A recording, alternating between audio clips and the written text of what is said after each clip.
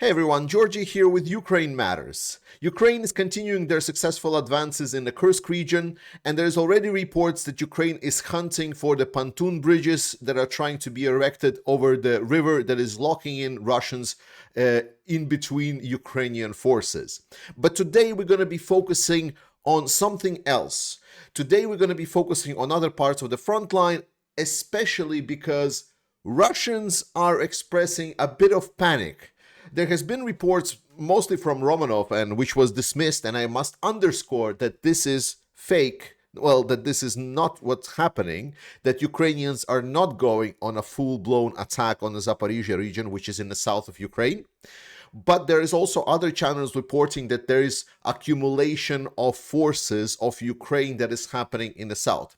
So let's explore this and let's understand why this is potentially a big deal. We need to start with understanding what's the situation on the front line and what's the orientation of forces, because otherwise it's just like fighting there, fighting here, what's actually happening. And for the area of Kursk, we know approximate numbers that have been shared both on the Russian media and also in public about both the Russian forces and Ukrainian forces that are operating in the area. Roughly speaking, in the Kursk operational area, where both Ukrainians are attacking and Russians are defending and trying to prevent Ukrainian attacks, we know that right now the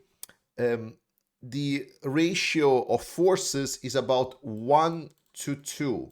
So that we know almost completely for sure. 2 in favor of Russians. So Ukrainians are estimated in this area to be anywhere between 5 and 10,000 Ukrainians.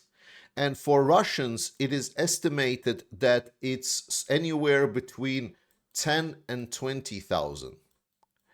So number of forces operating in the area is already benefiting Russians. They've pulled a lot of forces to the area. The problem for Russians is that these forces are poorly organized. They're just a mix mash of different units.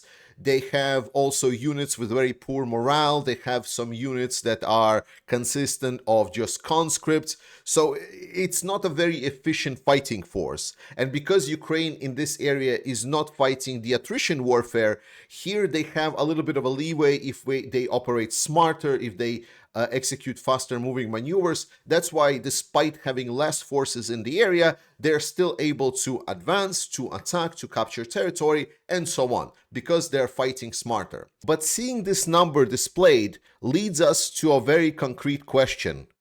Where are the troops? Because earlier in the year, there were 2 big events that started influencing the war in Ukraine, and the effect of those events is supposed to be coming online somewhere around now.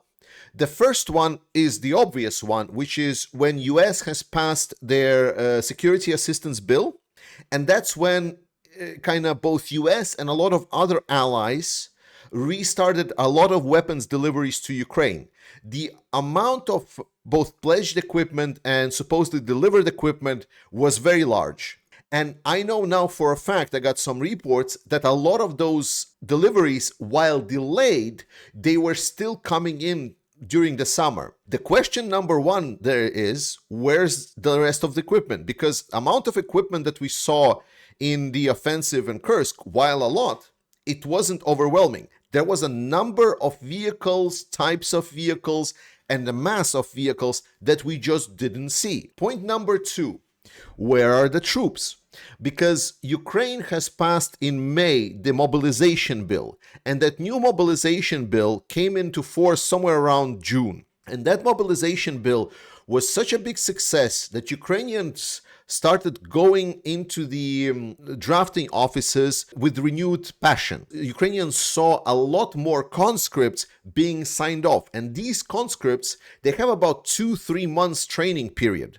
So now it's about the 3rd month that is going on right now since the conscripts were signing on, and therefore the question is, they are supposed to be trained. So where are the troops? And knowing these both things, and knowing that what the forces that are operating right now in the Kursk region are mostly forces that have been withdrawn from the Donbass area, which was reported by many different news sources that a lot of the forces that have been using as the incursion force were literally the forces that were just taking off of rotation from Donbass. So now we have the chain of events. Zelensky stating that there are new brigades, new equipment in large quantities coming into Ukraine, and troops that's supposed to reinforce a lot of these brigades and make sure that these brigades are battle operational. There is a massive force of Ukrainians that are not operational in Kursk, and we know because Russia is advancing in Donbass, then Ukrainian forces are not sending these troops to Donbass, at least right now. So where are they? And that's the question that everyone needs to ask. I've talked about a couple of videos ago that knowing Syrsky, remember Kharkiv operation and how it started. There was first a lot of pressure that Ukrainian armed forces executed on Russians that got stuck in the Kherson area, but it was a diversion where Syrsky utilized forces to struck again in Kharkiv direction, and they were able to recapture all of this area. It is quite possible that Syrsky is preparing something else. What we must understand that we are not the only one thinking that. Russians are also wondering what is happening. And if it, again, I have no way to confirm this, right? I don't have a satellite images of our Ukrainian army force concentration in Zaporizhia area. And if I would have, I would probably never share that with you. Okay, not with you, not with the community, but I mean publicly. You get what I'm saying. We now are in a situation where there is a certain big number of troops and equipment missing in Ukrainian armed forces. And it's not a crazy idea to think that potentially Ukrainians are looking for another option to hit Russians with. I would be wary of Ukrainians attacking into Kherson, into Zaporizhia region, while this would be the most lucrative direction number one for Ukrainians to recapture, because that would literally separate Crimea. It would cut, like, there's a lot of good things to be had here. But it's also one of the most fortified area, and it's hard to attack. I believe that right now, if this is the case, right now, Russia has sent in a lot of troops from the supplemental directions, but I think it needs more time to boil. Ukrainians need to exhaust the troops that are there and then force Russians to send and dedicate more troops to be sent north. It is expected that Ukrainians will strike somewhere else, then more time needs to pass and more troops need to be sent towards the north. So far, that is not happening, so we should know about it, have it at the back of our head, but it's not happening there. What is happening instead is that being reported that Russians have pretty much removed majority of reinforcements from all but one offensive area. We know that Russians were trying to break here towards the river. Right now, a lot of forces have been removed, and while there's still combat, the intensity has dropped down. There was also discussion, remember, at the May, like by the 9th of May, Putin said that he wants Chasiv Yar city captured. Russians are still exactly there where they was. And it's now stated that while Russians still trying to force their way through, but again, it is less forces than before. It is stated that while Russians are having success here in New York, where they're going through these two directions and Ukrainians are forced to move back towards the city, Russians are actually only now reaching this big city of Toretsk, and they still have not actually reached it. And it is now reported that while Russians have advanced quite extensively in New York, there is still some portions, even of New York, that settlement, that is still being controlled by Ukrainians. So, and the tempo again has dropped because reinforcements have been moved north. So the only area that Russians are advancing is the Pokrovsk area. And here in my last video, I talked about the hypothetical. I talked about what would be if Russia captures Pokrovsk and that it's not really gonna change the nature of the war. And there's people in my community that are not trolls. I want to be very, very clear that I'm explaining this not for trolls. There are people in this community that are not fully understanding how difficult or easy it is to capture Pokrovsk. So for them, the hypothetical, they understood it as like, oh, so that means that Pokrovsk is pretty much about to fall. And obviously the trolls picked up a lot of that narrative and so on, and they're stating, Pokrovsk is about to fall. Absolute dog shit. So what we need to understand, firstly, I showed this before and I will show this again. It's the defensive lines. The defensive lines that Ukrainians have built around the Pokrovsk area. Here I explained that the main fortification line is Hrodivka, and there is also significant defenses right before the city, and there is this city as well where Russians are trying to break through. And I said that Hrodivka is going to be a big pain in butt for Russians to overcome, and so far it doesn't seem that Russians are overcoming this. So this will take a while. But then we need to look at Pokrovsk a little bit closer, because this is very, very crucial to understand. The fact that Russians, with some of their forward-facing appendices, can reach the outskirts of a city, because everything beforehand, as much as it pains for Ukrainians to lose territory, it pains for Ukrainians to lose settlement and have to fall back, a lot of these villages, and I cannot show you footage, are just smaller villages with like maybe 5-10 houses that have been reduced to dust by aviation. So there is nothing to defend.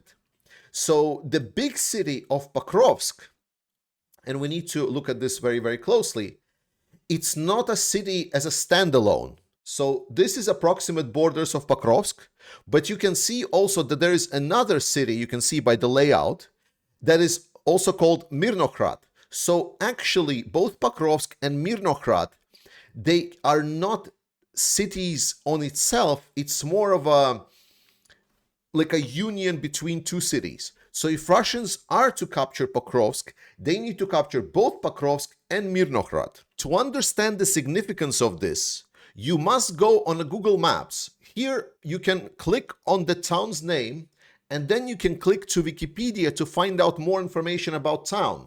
Here you can also switch to the satellite view to see how exactly that area looks like with regards to the taller buildings and so on. And Pokrovsk is a city of used to be 60,000 people with an area of 29.5 square kilometers. Mirnograd, the second part of this union between two cities, used to be 46,000 and 23 square kilometers. So when you sum these up, there is also some place in between, so let's say it's 30 and 23. So it's 53 square kilometers in total, these two cities. To put it in perspective, the biggest city that Russia captured in this type of war that they're waging right now, with the attrition warfare slowly moving forward, is Bakhmut. Bakhmut was a city of 71,000 and an area of 41 square kilometers, 41 and a half square kilometers. When you sum these two up, then you realize that they are bigger than Bakhmut by a lot.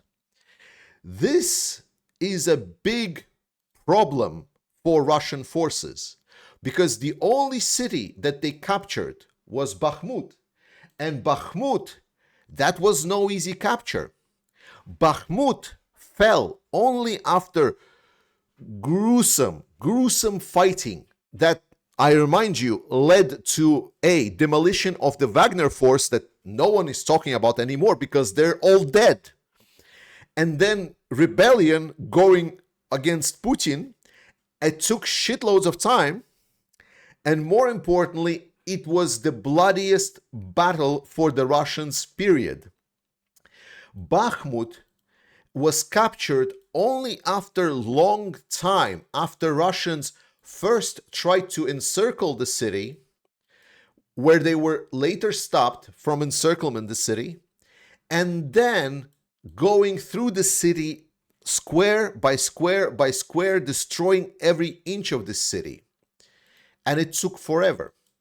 So when we're talking about Pokrovsk-Mirnogorod, this union, then if the Russians just reach the outskirts of city, they are not capturing the city. They are not going through and just capturing the city. This is not a village. This is not just a name of the map. If we are expecting that maybe they will do the quote-unquote easy way, then they still need to do a lot of job trying to encircle both on this area and on this area.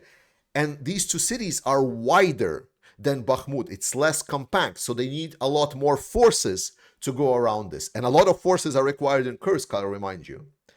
So even going around is still going to be a challenge. I'll remind you that Russians still had the goal of capturing Chasiv Yar, and Chasiv Yar is still standing very, very strong. Remember, they were trying to go around the Chasiv Yar and they were stopped both directions. So Russians then tried to, okay, let's go through Chasiv Yar, and then Ukraine said, no.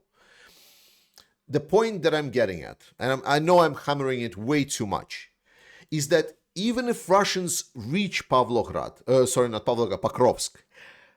it's the target to the scale that Russians have not yet faced at all. It's bigger than Bakhmut. It's more challenging. The area is challenging. The area that they need to try if they want to do the encirclement is challenging. They are so far from even threatening the capture of Pokrovsk that it's going to be additional year minimum where everything could change. And I want this to be understood very clearly by everyone that watches the channel, that reaching Pokrovsk and capturing Pokrovsk, very, very different things. Then there was the topic that I just want to quickly comment on, with the allegations that it was supposedly some Ukrainians that were instigating an attack against Nord Stream. And it's not proven. Like, the only thing that I've heard so far is that there is like some Ukrainians that decided to blow it up, but I have seen zero connections that it was connected to the Ukrainian government. But even if it is connected to Ukrainian government, while I agree with Petr Pavel, what I want to again hammer home with all of you guys is that the Nord Streams should not have been there in the first place. The Nord Stream and presence of Nord Stream and people that promoted Nord Stream and built the Nord Stream, they are the traitors to democracy. They are the people that helped Putin build this regime. They are the people that really sold out all of the democracy, all of the Europe to the dictatorship. So when we say it's like, oh, Ukrainians blew up the Nord Stream, it's like, these things were not supposed to be there at all. At all. Period. Then Michał, one of the viewers and subscribers of the channel, really asked me to give a shout out to a Polish volunteer that does great job, so I will do this. His name is Exen on the shitter, so please follow. He's doing a great job of delivering trucks. But we are also doing our part. We want to support Ukraine. I know Jake Bro started his program, but I want to run this campaign until the end of August because I truly believe that we can do more. I really hope we can reach the 400,000 by the end of August. In any case, I love you. Slava Ukraini. Trust in Ukrainian armed forces. And I see you next time.